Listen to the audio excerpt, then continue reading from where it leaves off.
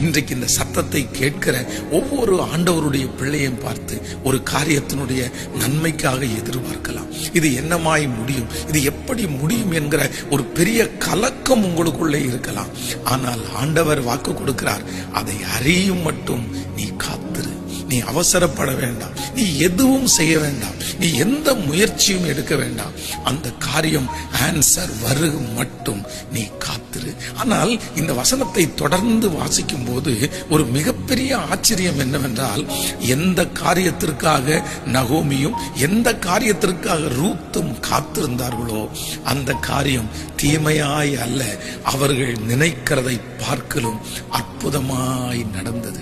இந்த சத்தத்தை கேட்கிற ஆண்டவருடைய பிள்ளைகளை எப்படி என்னவாய் முடியுமோ, என் பிள்ளையினுடைய இந்த சூழ்நிலை என்னவாய் முடியுமோ, இந்த பிரச்சனை என்னவாய் முடியுமோ, ஆண்டவரே நான் என்ன செய்வேன், எப்படி இது முடியும் என்று எனக்கு தெரியவே இல்லையே, கலங்கி போயிருக்கலாம்.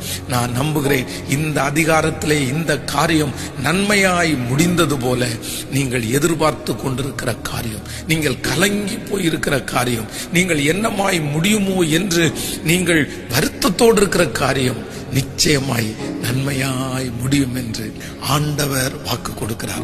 அந்த இடத்திலிருந்து வருகிற செய்தி உங்களை ஆச்சரியப்படுத்தும். அந்த இடத்திலிருந்து வருகிற பதில் உங்களை தூக்கி நிறுத்தும்.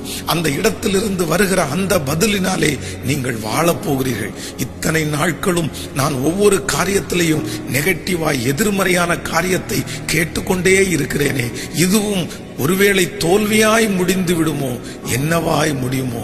கர்த்தர் வாக்கு கொடுக்கிறார், இது நன்மையாய் முடியும், நன்மையாய் முடியும். இந்த பிரச்சனை நன்மையாய் முடியும், இந்த வியாதி நன்மையாய் முடியும், இந்த போராட்டம் நன்மையாய் முடியும்.